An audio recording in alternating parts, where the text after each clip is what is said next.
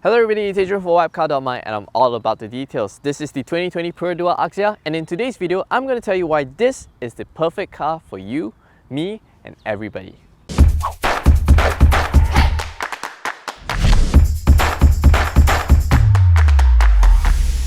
Download the official WapCar app now on Google Play Store.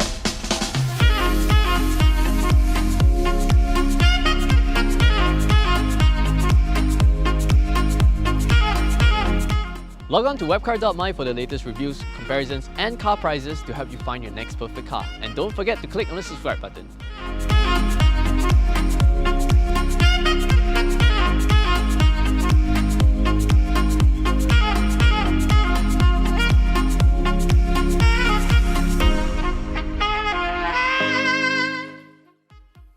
First up is this 1 litre naturally aspirated 3-cylinder petrol engine. It has the same capacity as my water bottle right here.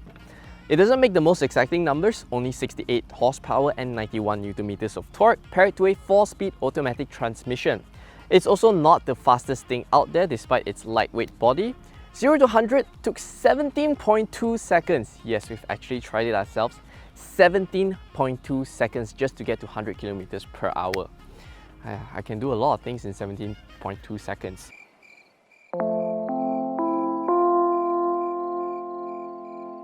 Anyway, that's not the most important thing. What's important here is its fuel consumption. Based on our WapCar fuel consumption test, we found that the Axia returns 6.5 litres per 100 kilometers. To put things into perspective, for just 50 ringgit of fuel, you can take the Axia from Kuala Lumpur all the way up to Hat Yai for just 50 bucks. The Axia may sound like a tin kosong, but it's definitely not kosong in spec. It comes with projector headlamps, fog lamps, a nice body kit, 40-inch alloys, keyless entry, which you double press to unlock all 4 doors, and even power folding side mirrors. In this range-topping Axia Advanced variant, you also get the Perodua's ASA 2.0 Advanced Driving Assistance System. So the Axia, priced at 41,000 ringgit, makes it the cheapest car to come with autonomous emergency braking with pedestrian detection. Thirdly is the practicality of the Axia. Check it out, 260 litres of boot space. That's more than my car. An Axia, you're able to stuff more things than a Mazda 2. Mind-boggling. Come, let me show you the interior.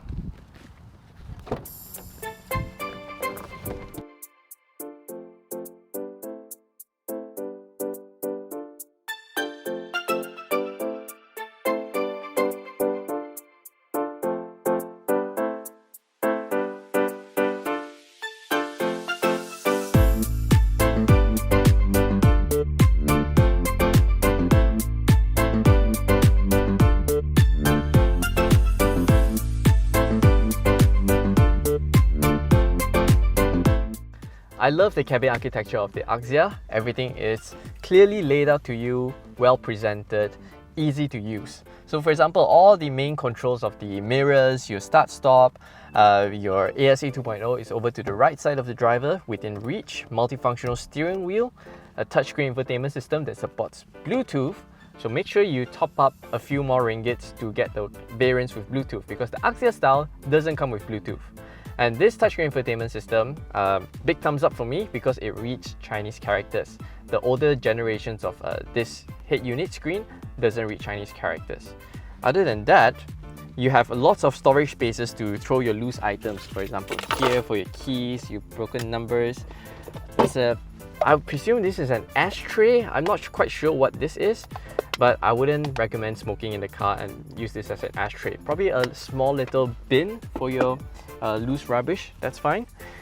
But it fails the big bottle test. Side door bins, nope. Oh, you know what? You can just barely squeeze it in, but I wouldn't call this a pass. And over to the center, nope. But I figured a way how to hold your bottle in place, which is about like it. However, there are 3 things that I would change or upgrade to the cabin of the Axia. First up is the audio quality of the speakers. The Axia comes with a 4-speaker setup, but the audio quality is just horrendous. There's no clarity, no bass. When you crank up the volume, everything just fizzles out. That needs a massive upgrade. And while I'm at it, I will also change the head unit to one that supports Apple CarPlay and Android Auto. Secondly is the image quality of the reverse camera. It's pixelated and sometimes it's overly dark. So when I'm put in reverse, I actually cannot see what's going on in the screen. Third is adding USB charging ports to the cabin of the Axia. There's no USB charging ports whatsoever. So if you need to plug in your phone to get a little bit of juice, no. There's only one USB port and which is connected to the head unit, and that is not a charging port. If you think that the boot space of the Axia is massive, wait till you check out the back seats. I have the front seat adjusted to my usual driving position and I'm 175 cm tall. Check this out. 3 tennis balls worth of space. The Axia puts a lot of other bigger cars to shame. And not only that, the front seat, I've noticed, is bolted slightly higher up, so it frees up more room in the footwell. You're able to very comfortably slot your feet underneath the front seat. Check this out. Crossing my legs, no issues whatsoever. Headroom, 1 tennis ball, no complaints. Check this out. The Axia comes with adjustable headrests. Never mind that the Saga doesn't come with it, even the all-new Nissan Almera doesn't come with adjustable headrests. The Axia, plus points. Other amenities in here include 2 back pockets, 2 hooks for your tapao teh tarik and stuff, and also an anti-snatch hook which you're able to securely secure your bags for the ladies, and also your phone charging cable because the car doesn't come with USB, you don't need it anyway.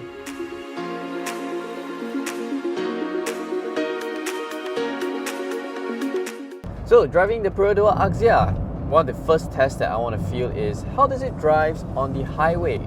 Right now I'm cruising along Max Highway and I feel perfectly safe and confident. A lot of people tell me that, oh, driving a small car on the highway is very dangerous, not safe because you're more likely to meet an accident.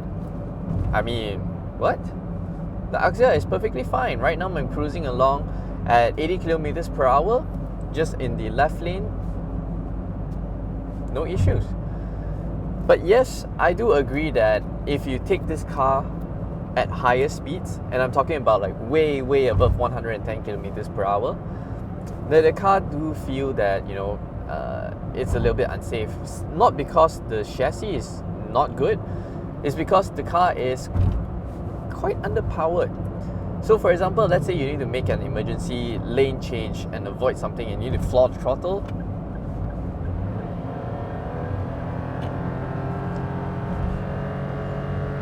Yeah, you do have to push it hard because the 1 litre 3-cylinder petrol engine makes only about 68 horsepower and 91 Newton meters of torque compared to a 4-speed automatic. So yeah, that's the only unsafe thing I feel about the Axia. And being a motoring journalist, I have to talk about handling. You know, how does the car handle on its limit, whether does it oversteer, understeer, the chassis balance and all that. Come on guys, it's an Axia, okay? So handling wise, the Axia is perfect for a daily driver. It's easy to maneuver. The steering is decently weighted. Honestly, for a car that's below 41,000 ringgit, I have absolutely no complaints about its handling. Although I have to say that the Axia doesn't exhibit the same kind of a fun, darty feeling of the Perodua Kalisa.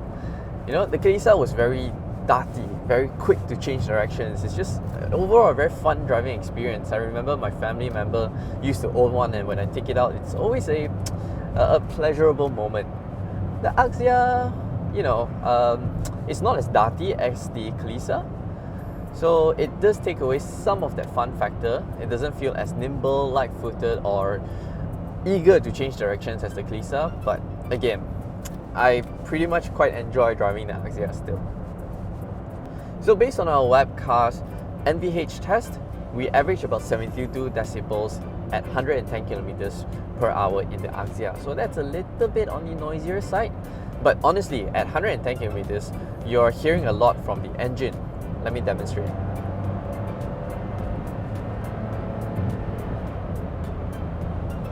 Yep, the tachometer is pointing just slightly above 3000 RPM. And you see, you hear a lot of the wind noise. Yeah, I know, this is not the speed that you want to be constantly traveling. I really applaud those people who's able to read that top speed at 200 kilometers per hour in the Axia. So yeah, dial it down about 80 kilometers per hour, gentle cruise. Car is perfectly fine.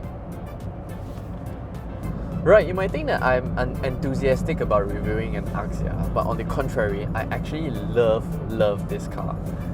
A few reasons. I just love the idea of having a small, compact hatchback. You know, it's nimble, it's easy to change directions, parking, you will never have an issue about it anymore. Just find a little opening, just shoop, masuk, you're good to go. And it's economical to run, it's easy on the fuel, it's easy on your wallet. There's just so many things that I love about this Axia. The idea of having an Axia as a daily driver, just to do getting from point A to B, this one is the perfect car. And it's entertaining to drive. You can just wring it by its neck. Not a worry at all. I love driving this car.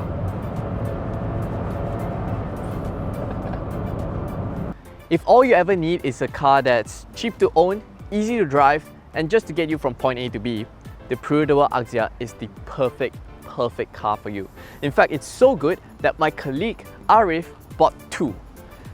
But if you think that spending 41 grand on an Axia is a little bit too much, I recommend you to go for the 1 litre SE variant, which gets most of the goodies available on this advanced variant, except for this ASA 2.0 as well as the touchscreen head unit. No biggie. I want to hear your thoughts in the comment section below. Let me know whether would you even consider a Perodua Axia. As always, thanks for watching. We hope you enjoyed this video. Make sure to subscribe to our YouTube channel for more videos like this. Download the official WapCar app on Google Play Store now for all your latest news, reviews and comparisons to help you find your next perfect car. See you there!